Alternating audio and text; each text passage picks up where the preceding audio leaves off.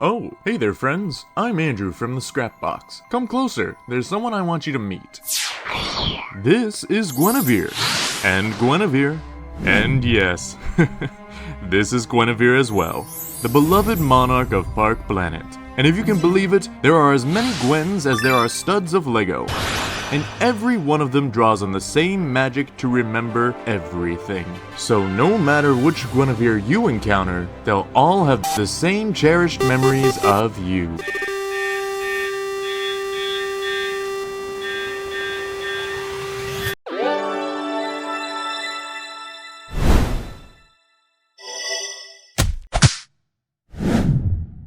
Once upon a time, there was an egg.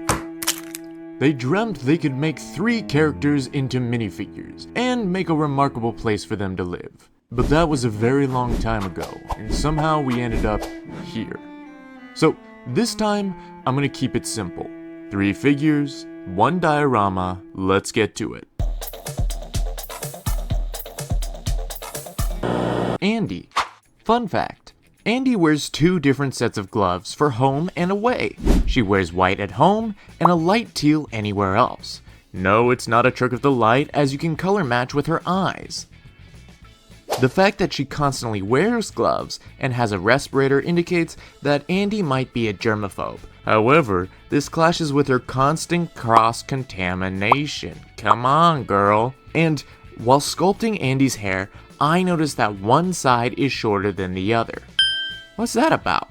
But most importantly, Andy is a stressed out girly, and honestly I feel it. It's gonna be alright though. Maybe. Actually, I can't promise that at all, I'm sorry.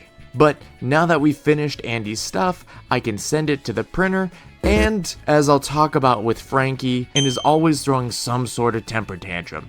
Today it's being weird with its black ink, which left Andy's boots blurry at best. Surprisingly, the rest of Andy turned out pretty well. Nice and clean, I love the sleeves, the hair turned out pretty good, front's a little high, but overall I gotta give her a solid B. Goodly viewer, the many patrons of my liege approach. These fair lords of House Patreon have pledged their loyalty and in return receive strange relics. Brave decals from knights and errants of old, rapturous designs for maddening contraptions, and supernatural artifacts that exist only in the digital world. And once enough have rallied behind my liege, he will heal my broken body of wretched flesh and iron, and again I can unleash torment upon the world. Or he will simply gather even more Lego. Howbeit, thou shalt flight the banner of the scrapper's casket, or disembark a foolish knave. Until then, I bid thee a joyous morrow. Frankie. While we designed Frankie's outfit, I wanted to talk about the theory asking, is Frankie a cyborg? Here's what we know. Frankie is strong, but that doesn't help because normal people can be strong, and regular people can also do this. So that's off the table. But there are 2 key pieces of evidence that point to Frankie being cybernetically enhanced. The first is contextual. She has an unusual knowledge of advanced mechanics. Frankie has 2 jobs that don't exist within the realm of robotics. She hauls scraps, and she works on an assembly line. Frankie has not been given access to an engineering background, but she is able to answer very complex problems that even Park Planet engineers can't figure out. That'd be like me walking into a hospital and walking a surgeon through a triple heart bypass. But that's assuming that she doesn't actually have access to engineering text and schematics, except we see that she does during her hallucination.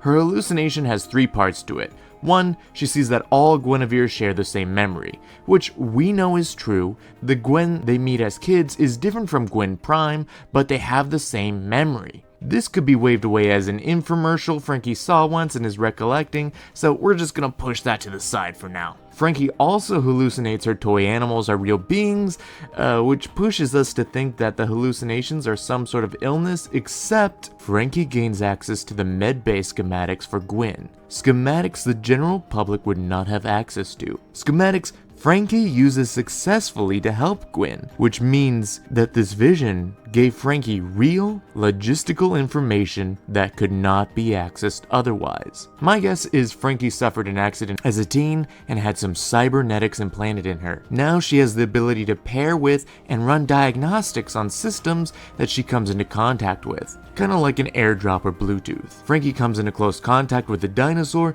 and can run diagnostics to figure out the issue. She's in close contact with her machines at work, and she could fix them even though it's overtly not in her job description. And then Frankie comes into contact with Gwen, and now she has access to schematics and memory files. It's also how she knows that Gwen is programmed to not be able to scream. Coincidence? I think not! Thanks for coming to my TED Talk. Frankie turned out okay. I really like her hair hat combo, so thanks Fortnite. But whenever I leave the printer for more than a week, its white and black ink get all funky, which really messes up the face and the boots. Overall, definitely recognizable though. I'd give her a 7.5 out of 10. Guinevere.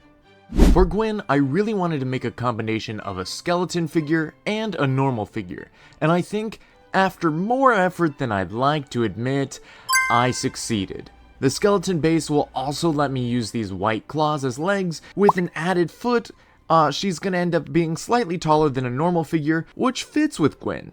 I also try to make her face as, how do I put this nicely? As accurately as possible while still fitting in with the Lego design aesthetics. I think next time I'd make the soul and eye much larger, as it ends up kind of blurring in with everything else on the face, but c'est la vie, c'est la vie. I was terrified that inserting a minifigure arm was gonna crack the whole torso, but it fits surprisingly well. I then made her a quick hairpiece and painted everything, and easy peasy. While I don't think my paint job or the face print are necessarily the best in the world, I'm still taken aback by just how cool she looks. I did have to give her an extra clear foot so she could stand on the turntable, but overall, it's not perfect, but it's an A in my book. Which means now we are finally ready to move on to the diorama. Oh, and she's definitely the mom in the Park family portrait, right?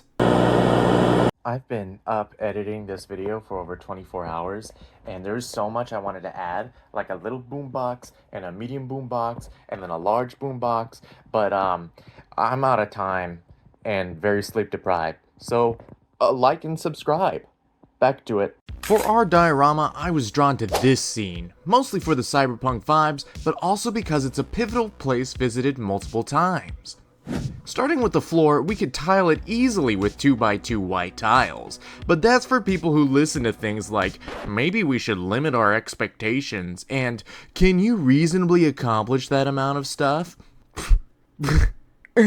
So instead, we're gonna make it needlessly difficult on ourselves. You see these grout lines with the cross marks at the corners? I won't be satisfied until we recreate them. What if we use Technic bricks with black axles in them? The grout lines wouldn't match up. What if we made all of the tiles diagonal? Does this look diagonal to you?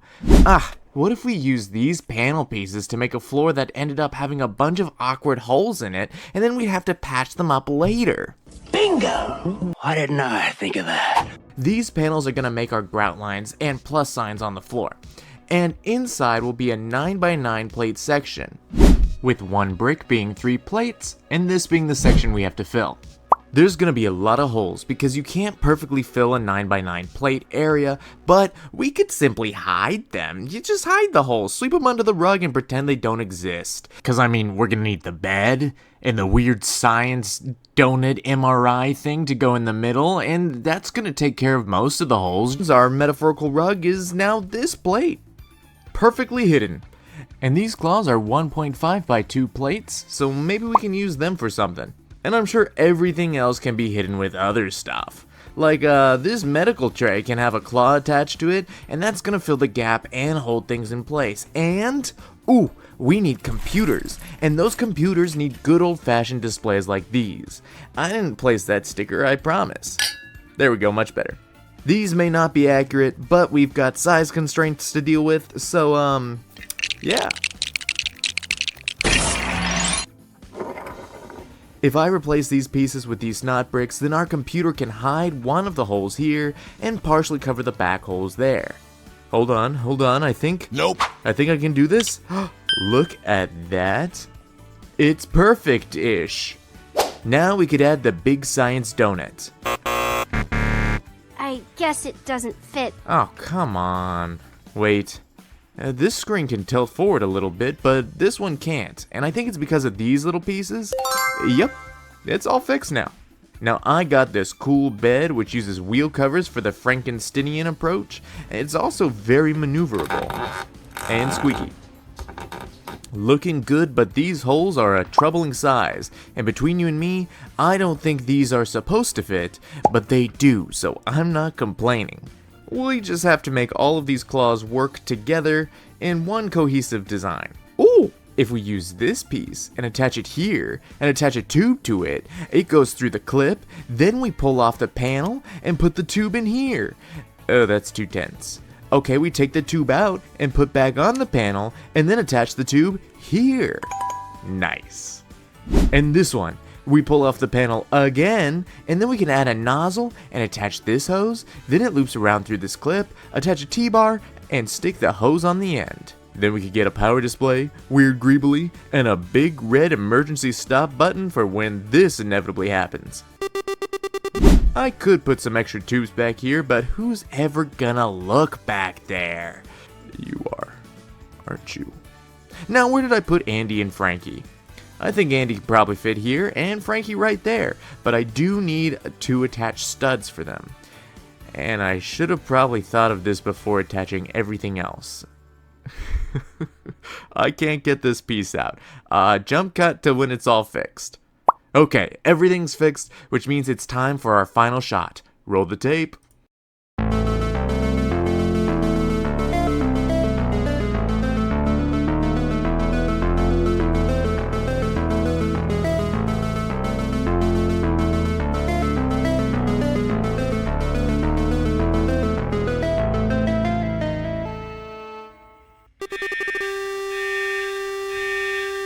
I sure hope you have enjoyed your stay at Park Planet and your trip with the Scrap Box. As always, I've been Andrew. I hope you have a magical rest of your day, and most importantly, may all your dreams come true. Even the scary ones? Yes. Bye!